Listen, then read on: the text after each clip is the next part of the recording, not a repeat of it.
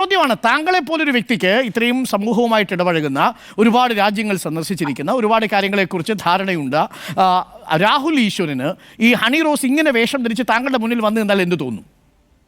Sir, honey റോസിന്റെ സൗന്ദര്യത്തെ ബഹുമാനിക്കുന്നു. പക്ഷേ ഹണി റോസ് അങ്ങനെ വസ്ത്രം ധരിച്ചാൽ സമൂഹത്തിൽ നിന്ന് മോശമായ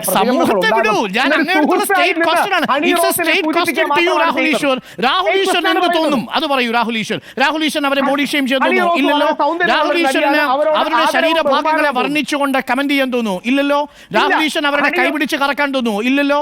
രാഹുൽ ഈശ്വരൻ ഒരു മാല ഇട്ട് കൊടുത്തിട്ട് അവരെ തിരിച്ചു പിടിച്ച് കറക്കി അവരുടെ ശരീരഭാഗം പ്രദർശിപ്പിക്കാൻ തോന്നുന്നു? ഇല്ലല്ലോ. അതൊന്നും ശരിയല്ല. അതൊന്നും ശരിയാന്ന് കേരളത്തിൽ ആരും പറഞ്ഞു. പിന്നെ രാഹുൽ ഈശ്വരൻ എന്ത് തോന്നുന്നു അത് പറയൂ. രാഹുൽ ഈശ്വരൻ അങ്ങനെ ഇനി ഹണി റോസ് അല്ല, വേദന എക്സ് ഒരു സ്ത്രീ ഇതേപോലെ വസ്ത്രം ധരിച്ച് താങ്കൾ പറയുന്നത് പോലെ ഹണി റോസിന് വസ്ത്രം ധരിക്കുന്നത് പോലെ വസ്ത്രം ധരിച്ചു വന്നു നിന്നാൽ താങ്കൾക്ക് എന്ത് തോന്നുന്നു? ഹണി റോസിനോട് ബഹുമാനത്തോടെ ഞാൻ പറയും, അത്തരം ഓവർ എക്സ്പോസിംഗ് ആയ വസ്ത്രം സമൂഹത്തിൽ നെഗറ്റീവായ സമൂഹത്തിന്റെ കാര്യമല്ല, ഞാൻ രാഹുൽ ഈശ്വരന്റെ കാര്യം രാഹുൽ ഈശ്വരൻ തോന്നാത്തത് ഏത് സമൂഹത്തിനാണ് തോന്നുക? നമുക്കൊന്ന് കാണണമല്ലോ. അല്ല, അവിടെ അങ്ങനെയല്ല. ഇനി അരുൺ, ഞാൻ കുറച്ചുകൂടെ തുറന്നു പറയാം. അങ്ങ് തുറന്നു പറയുന്ന വിഷമം തോന്നരുത്. മെയിൽ സെക്ഷുവാലിറ്റിയും ഫീമെയിൽ സെക്ഷുവാലിറ്റിയും വ്യത്യാസമാണ്. ആണുങ്ങളുടെ ലൈംഗികതയും സ്ത്രീകളുടെ ലൈംഗികതയും വ്യത്യാസമാണ്. ഇതിനെക്കുറിച്ച്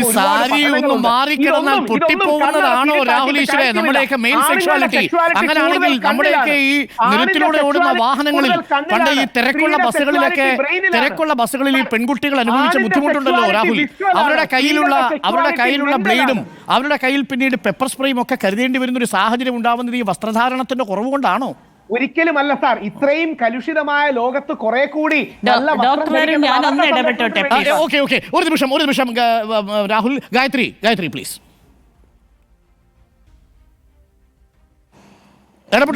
സത്യത്തെ പറയാലോ, ഭയങ്കരമായിട്ട് ഇറിറ്റേറ്റഡ് ആവുന്നുണ്ട്, വളരെയധികം ഇറിറ്റേറ്റഡ് ആവുന്നുണ്ട് ഈ ചർച്ച ഇങ്ങനെ പോകുന്നതിൽ.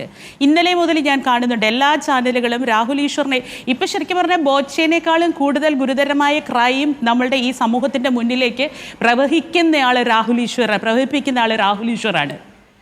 ഇന്നലെ മുതൽ ഈ ഒരു വിഷയത്തിൽ ഏറ്റവും അനാവശ്യമായ ഡിബേറ്റ് രാഹുൽ ഈശ്വർ ആദ്യം മുതലേ പറയുന്നുണ്ട്. പെർവേറ്റഡ് ആയിട്ടൊരു സൊസൈറ്റിയാണ് കേരള സൊസൈറ്റി, അല്ലെങ്കിൽ ഇവിടുത്തെ മെയിൽ ഡോമിനേഷൻ്റെ ലൈംഗികതയും താല്പര്യങ്ങളും തെറ്റാണ്. അങ്ങനെ തെറ്റായിരിക്കുന്ന ഒരിടത്ത് അതിനെ ട്രിഗർ ചെയ്യരുത്. അതാണ് ഹണി റോസിന് മേലെ രാഹുൽ ഈശ്വർ സമർത്ഥിക്കുന്ന കാര്യം. ഇപ്പം അങ്ങനെ ഒരു സൊസൈറ്റി അങ്ങനെ തന്നെ ആയിക്കൊണ്ട് വളരണം എന്നാണ് രാഹുൽ ഈശ്വറിൻ്റെ ഈ സ്റ്റേറ്റ്മെൻറ്റും ഈ പാഠങ്ങളും ഇവിടെ പഠിപ്പിക്കുന്നത്. എന്തു ആയിക്കോട്ടെ, ഇന്ത്യൻ നിയമ സംഹിത പറയുമ്പം അതല്ല, അത് വിട്ടേക്കൂ, അതിനെയല്ല നമ്മൾ പറയുന്നത്. അതിനെ അനുസരിച്ച് ഇന്ത്യയിൽ ജീവിക്കാനുള്ള അവകാശങ്ങളെക്കുറിച്ച് ഒരു സ്ത്രീ ആയിരിക്കുന്നത് ഞാൻ ഹണി റോസിനെ പോലെ തന്നെ ഒരു വർഷമായിട്ട് ഇതേ അനുഭവം ഉണ്ടാവുകയും പലപ്പോഴും ജീവിതം വളരെ നൈരാശ്യത്തിലേക്ക് പോവുകയും പലപ്പോഴും ഞങ്ങളുടെയൊക്കെ എനർജി ഇല്ലാതാവുകയും ചെയ്യുന്ന ഒരിടത്ത് ഞങ്ങളൊക്കെ ജീവിക്കുന്നുണ്ട്. ഞാൻ ഏത് ഡ്രസ്സ് ഇട്ടിട്ടാണ്, ഞാൻ ഇന്നലെയും ചോദിക്കുന്നുണ്ട്, ഞാൻ ഏത് ഡ്രസ്സ് ഇട്ടിട്ടാണ് എന്നെ ലൈംഗിക അധിക്ഷേപങ്ങളോട് കൂടി എന്നെ ഈ സൈബർ ഇടത്തിൽ ഇത്രയധികം നാണം കെടുത്തുന്ന രീതിയിൽ സംസാരിക്കുന്നത്? അപ്പോൾ ഈ സമൂഹം ഇത്രയധികം അധപ്പതിച്ചിട്ടാണെങ്കിൽ അങ്ങനെ അധപ്പതിച്ചാൽ മതി എന്ന് ചിന്തിക്കുന്ന രീതിയിലാണ് സംസാരം. അരുൺ, ഞാൻ കംപ്ലീറ്റ് ചെയ്യട്ടെ. രാഹുൽ ഈശ്വറിനെ പോലെ ഒരാളെ കേട്ടോണ്ട് പ്രബുദ്ധമാകാൻ വേണ്ടിയിട്ട് കേരളത്തിലെ ഒരു സമൂഹം നോക്കിയിരിക്കുന്നില്ല.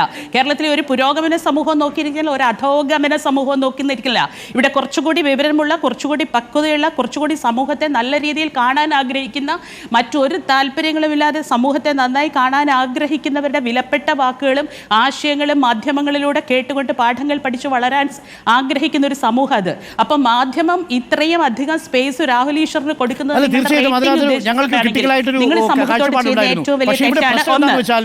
ബോബി ചെമ്മണ്ണൂരിനെ ന്യായീകരിച്ചുകൊണ്ട് രംഗത്ത് വന്നതിന്റെ പേരിൽ ഹണി റോസ് നേരിട്ട് രാഹുൽ ഈശ്വരൻ മറുപടി പറഞ്ഞേക്കുക. എനിക്കൊന്ന് ആ മറുപടി താങ്കൾ വായിച്ചിട്ടുണ്ടാവും. അത് സമൂഹ മാധ്യമങ്ങളിലടക്കം വൈറലായി തീരുന്ന ഒരു സാഹചര്യമുണ്ട്.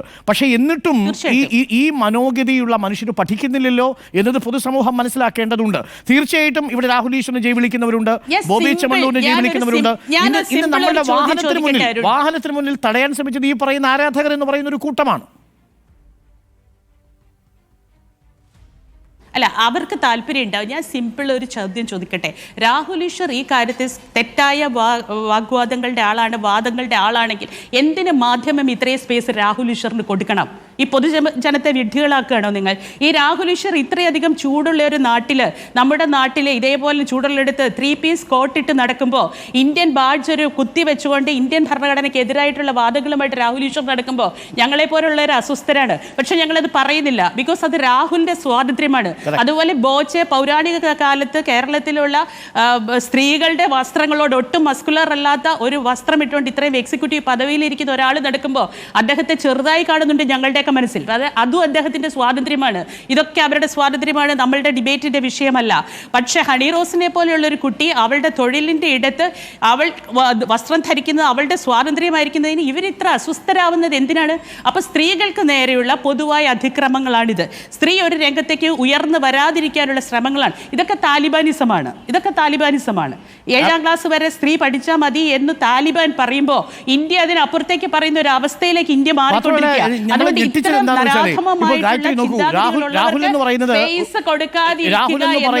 മാധ്യമം ചെയ്യേണ്ടത്. രാഹുൽ എന്ന് പറയുന്നത് ആ ഒരു കൺസർവേറ്റീവായ ഒരു സമൂഹത്തിന്റെ ന്യൂനപക്ഷമല്ല, അതൊരു ഗണനീയമായ സമൂഹമുണ്ട്, മാറേണ്ട സമൂഹമാണ്.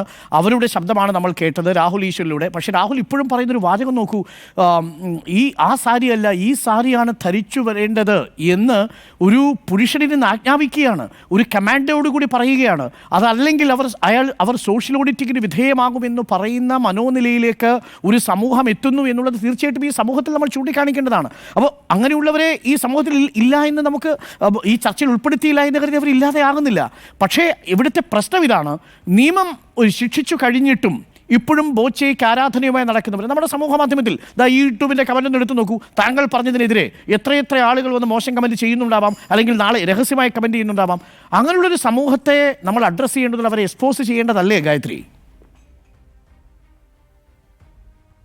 ആണ്, തീർച്ചയായിട്ടും ആണ്. പക്ഷെ ഇത്ര കൂടുതൽ സ്പേസ് കൊടുക്കരുത്. കാരണം വലിയ വലിയ അഭിപ്രായങ്ങളുടെ സ്പേസാണ് നിങ്ങൾ നഷ്ടപ്പെടുത്തുന്നത്. ഇപ്പോൾ ബോച്ചെ എന്തായാലും ബോച്ചയുടെ ആരാധകരുണ്ടാകാം, ബോച്ചയുടെ ആശ്രിതരുണ്ടാകാം, ഈവൻ ബോച്ചയുടെ കുടുംബത്തിൽപ്പെട്ടവരുണ്ടാവാം.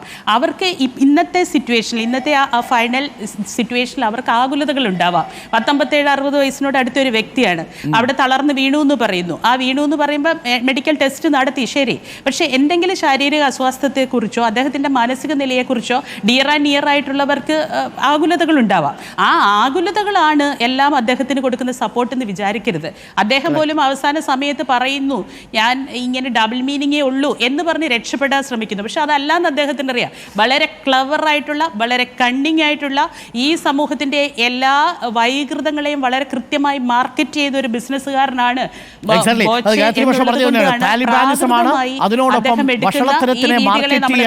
ശ്രമിച്ച ഒരാളെയാണ് ഇപ്പോൾ ജയിലിൽ അടച്ചിരിക്കുന്നത്. അതിന് സർക്കാർ കാണിച്ച താല്പര്യത്തിന്, സർക്കാരിൻ്റെ ജാഗ്രതയ്ക്ക് ഈ ഘട്ടത്തിൽ നമ്മൾ നന്ദി പറയേണ്ടതുണ്ട്. ഹണി റോസ് അടക്കം നന്ദി പറയുകയും ചെയ്തു. Thank you Gayathri Varsha.